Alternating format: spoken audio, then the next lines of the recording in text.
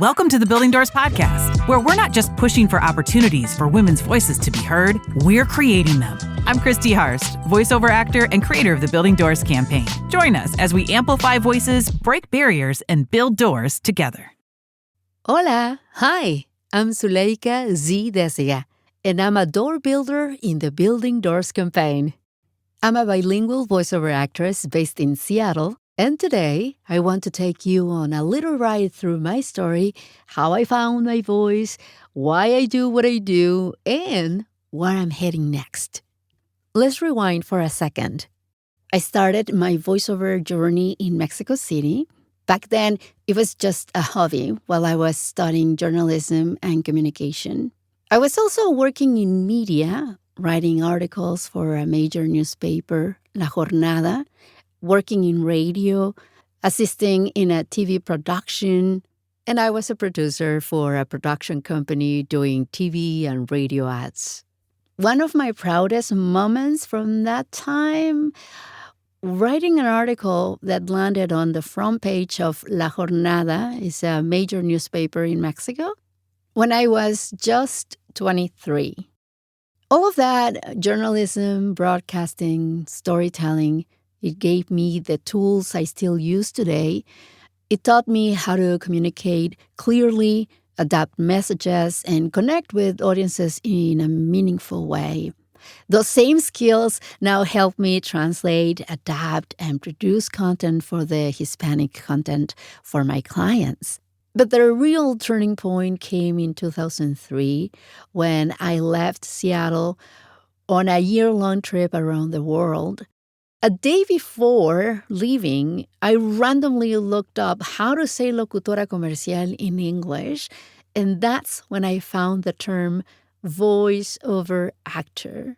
And something just clicked.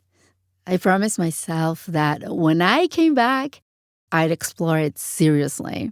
And I did. When I returned in 2004, I started reaching out to people. My first contact was an agent in Seattle who managed Spanish-speaking projects. It took me about a year to get on his radar. I was calling him every week, sending my CD demo back then. Meanwhile, I used Google and email to start finding my own clients. This was the early 2000s when email marketing was still fresh and direct outreach actually worked. You know what I mean. Then, in 2005, I got my first big break. A producer who handled nearly all the Spanish Union work in town finally gave me a shot. I recorded just one line for a McDonald's TV commercial. But, that was it. That was my first job as a union voiceover actress, and it felt incredible. I was in, baby. Since then, I've specialized in commercial work.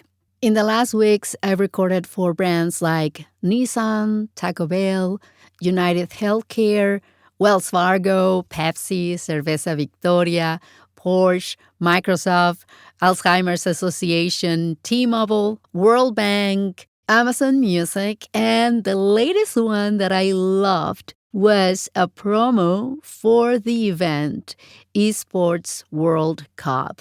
Oh my gosh, that was super cool. I also did 2 campaigns that I'm very, very proud to be part of. One was for Don Julio. The campaign was called Por Amor. The other campaign was for Porsche. I love cars, and I'm a total Formula One fan. So voicing for Porsche was a full circle moment, I also work a lot in tech. Living in Seattle, I've been fortunate to collaborate on projects for Microsoft, Amazon, and international IT companies. I've voiced everything from product explainers to HR training, helping companies talk about their culture, values, and systems. Another space I care deeply about is e-learning and informative content for the Latino community. I've voiced projects for Chase Bank, walking people through the steps of buying a house, something we don't always get clear information about in Spanish. I've also worked with United Healthcare, explaining complex medical benefits in ways that feel more accessible to people that doesn't speak Spanish. Also, I've narrated content about immigration laws, enrolling kids in school, and adapting to the U.S. culture, topics that hit close to home. These projects make me feel like I'm doing more than just reading scripts. I'm fulfilling my professional mission. I want my work to empower Latino families, especially girls, to grow, lead, and dream bigger. One unique part of my journey is that back in 2005, I recorded one of the very first generations of text-to-speech voices. I was the voice of Angelica, one of the Mexican female Spanish voices. And you can still hear me on iPhone today. Just go to VoiceOver settings, and I'm one of your options there. That same voice was used in navigation systems for Mercedes, BMW, Nissan, Renault, and Toyota. So, yep, if you ever been told to turn left by a GPS in Spanish, that might be me. This is an example. En 5 millas vas a dar vuelta a la derecha. And I'm not done yet. My next challenge? Promos and trailers in Spanish and accented English, both for TV and radio. That's a space I'm excited to break into. And if I could dream big, really big, I love to be the voice for the female side of Formula One. That would be the ultimate. So, what makes my voice stand out? Well, as you can hear, my accent, right? But it's not just the accent, it's the sound. It's the intention. I bring knowledge, emotional connection, and flexibility. I'm very directable, and I've worked hard to develop different styles while still sounding authentically me. Right now, I'm training nonstop.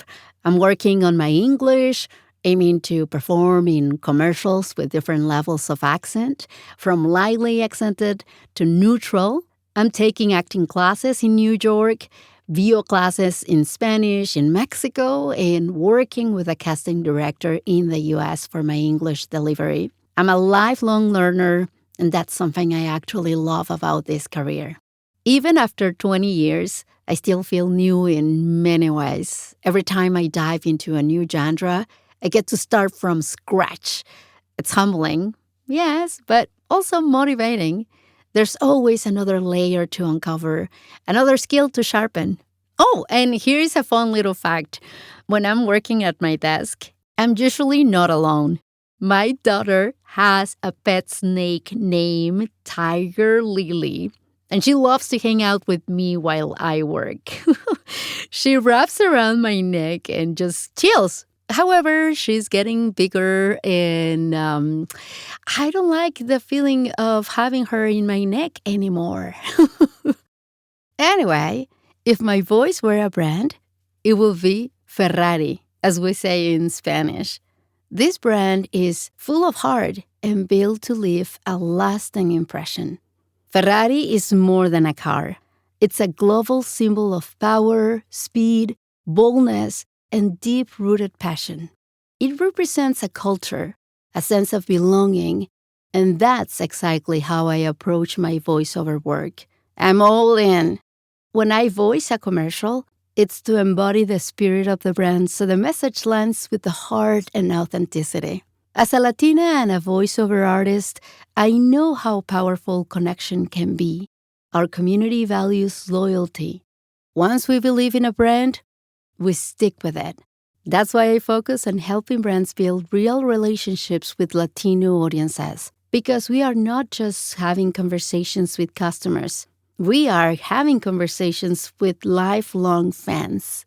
If you're looking for a voice that connects, informs, and brings your message to life in Spanish and accented English, or a global voice that understands cultural nuance, I'd love to collaborate. Thanks for checking out my Building Door podcast episode and for your support of the campaign.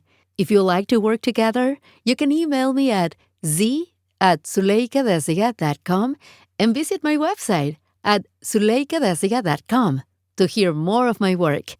You can also follow me on Instagram at Zuleika Deciga1 or LinkedIn, Facebook, or TikTok at Zuleika Deciga. Adios. Thanks for listening to the Building Doors podcast. Want to hear more? Check out all our episodes at buildingdoorsvo.com/podcast and follow us on Instagram and LinkedIn at buildingdoorsvo. We'd love to hear from you, so call us on our 24/7 hotline at 216-307-1917 and leave us a voicemail with your thoughts. Do you want to support the podcast? Well, we love coffee. Buy us a cup through the link in the description or at buildingdoorsvo.com. Until next time, keep pushing forward, keep speaking up, and let's keep building doors together.